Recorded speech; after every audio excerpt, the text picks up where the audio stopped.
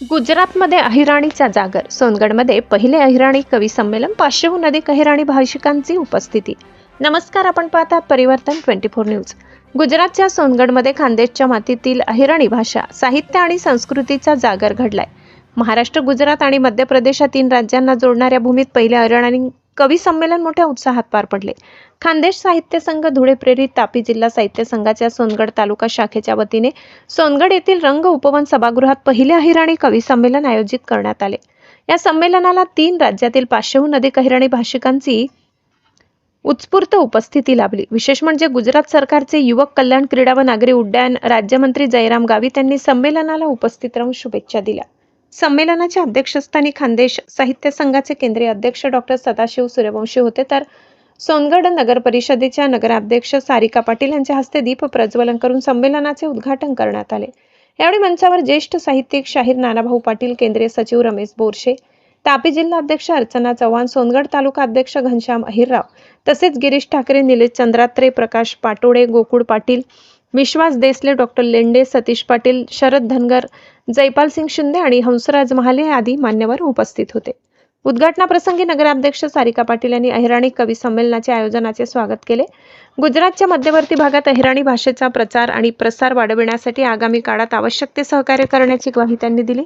अहिराणी भाषेच्या इतिहासापासून भविष्यवेधापर्यंत चर्चा. अध्यक्षीय बीज भाषणात डॉक्टर सदाशिव सूर्यवंशी यांनी अहिराणी भाषेचा उगम, इतिहास, वाटचाल, विकास, सद्यस्थिती आणि भविष्य यावर सविस्तर भाष्य केले.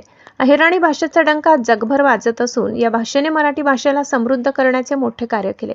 मात्र अहिराणी भाषेला शासन दरबारी मान्यता मिळविण्यासाठी आजही संघर्ष करावा लागत असल्याची खंत त्यांनी व्यक्त केली.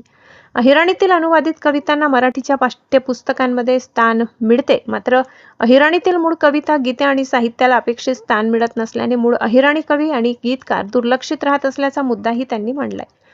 अहिराणीच्या अस्सल साहित्याला योग्य व्यासपीठ आणि शासन मान्यता मिळणे गरजेचे आहे, असे डॉक्टर सूर्यवंशी यांनी स्पष्ट केले. 40 कवींनी अहिराणी कवितेतून मांडले समाजाचे वास्तव. 4 सत्रांमध्ये पार पडलेल्या कवी संमेलनात तब्बल 40 कवींनी अहिराणी भाषेत आपल्या कविता सादर केल्या. कवींनी आपल्या कवितांमधून अहिराणी भाषेचे महत्त्व, वैभव आणि गौरव अधोरेखित केला. त्याचबरोबर अज्ञान, गरिबी, दारिद्र्य, शोषण, व्यसनाधीनता, भ्रष्टाचार आणि सांस्कृतिक व नैतिक मूल्यांचे होत असलेले अधःपतन अशा अनेक ज्वलंत सामाजिक प्रश्नांवर भाष्य केले. कवितेच्या माध्यमातून सामाजिक प्रश्नांना वाचा फोडत उपस्थितांचे प्रबोधन करण्याचा प्रयत्न करण्यात आलाय. कविता केवळ मनोरंजनाचे साधन नसून समाजातील वास्तव, वेदना आणि प्रश्न मांडण्याचे प्रभावी साधन आहे, असा संदेश या संमेलनातून देण्यात आलाय. अहिराणी भाषेसाठी महत्त्वाचे ठराव मंजूर. या संमेलनात अहिराणी भाषेच्या संवर्धनासाठी अनेक महत्त्वपूर्ण ठराव मंजूर करण्यात आले. अहिराणी भाषेला अभिजात भाषेचा दर्जा मिळावा, संविधानाच्या 8व्या अनुसूचीतील भाषांच्या यादीत अहिराणीचा समावेश करण्यात यावा, अहिराणी भाषेतील साहित्याचा शालेय पाठ्यपुस्तकात समावेश करण्यात यावा आणि गुजरात सीमावर्ती भागात अहिराणी भाषा संवर्धन भवनाची निर्मिती करण्यात यावी, अशी प्रमुख मागणी करण्यात आली. हे ठराव शासनाकडे पाठविण्यात येणार असल्याची माहिती आयोजकांनी दिली. गुजरात राज्यातील सीमावर्ती भागात 5 लाखाहून अधिक अहिराणी भाषिक नागरिक असल्याचा दावा आयोजकांनी केलाय. या भागातील अहिराणी भाषेचा वारसा जपण्यासोबत तिचा प्रचार, प्रसार आणि संवर्धन व्हावे या उद्देशाने सोनगड येथे कवी संमेलन आयोजित करण्यात आले. सूत्रसंचालन आणि आयोजन. या संमेलनाचे सूत्रसंचालन मुकेश कापुरे, प्राध्यापक सुनील पिंपळे, विजया पाटील, सरला साळुंखे आणि डॉक्टर विजय बेडसे यांनी केले. संमेलनाच्या यशस्वीतेसाठी संत श्री ज्ञानेश्वर माऊली भजनी मंडळाच्या सदस्यांनी परिश्रम घेतले.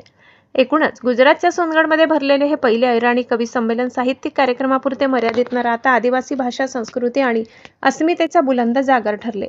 खानदेशची भाषा, खानदेशची संस्कृती आणि 3 राज्यांना जोडणारी अहिराणीची नाड. अहिराणीच्या संवर्धनासाठी सोनगडमधून ठरलेला हा आवाज आता शासन दरबारी किती प्रभावी ठरतो हे पाहणे महत्त्वाचे ठरणार.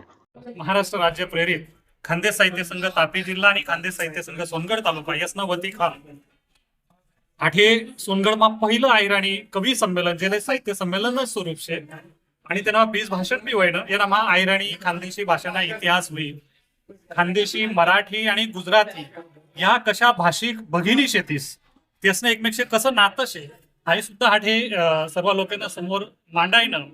कारण की आपले माहित छे की महाराष्ट्र आणि गुजरात एकमेकनी सीमाला लागली संचेत हाऊ प्रदेश महाराष्ट्रना आणि महाराष्ट्रना सीमावर्ती भाग गुजरातना असं सर्व एकमेकना नातं गोतं, एकमेकना धागा दोरा एकमेक शे आणि रोजगार निमित्त उद्योग व्यवसाय निमित्त असंख्य खानदेशी जसं महाराजांना त्यांनी सांगितले 50 लाखपेक्षा अधिक लोक म्हणजे सुरत अहमदाबाद धुळे इकडे आपलं सोनगड व्यारा वगैरे अवसो परिसर उद्योग व्यवसाय निमित्त एकमेकशी जे काही आठे ऋणानुबंध जुडेल शेतस त्या खूप मोल नाही येतात आणि त्या ऋणानुबंध फक्त माणूस रोजगार व्यवसाय निमित्त आणि येईल नाही तर आपली संस्कृती आपला सण पावण ज्या काही होती आपला राहण सहान होई पेहरा होई आपलं खाद्य समृद्ध होई आणि आपलं लोक वाङ्मय साहित्य ओवी वाङ्मय कविता कथा कादंबऱ्या हाही सुद्धा ऐराणीમાં जे काही भरभरीसन लिखायला છે તેનું ગુજરાતી ભાષાના સુદ્धा खूप मोठं नातं છે आणि ते नातं अधिक दृढ करासाठी अहिराणी खानदेशी संस्कृती समृद्ध करासाठी तिनं संवर्धन करासाठी आज आंतरराज्य पद्धतनं कवी संमेलन सोनगड माठे खानदेश साहित्य संघटना वतीघाल आयोजित करेल છે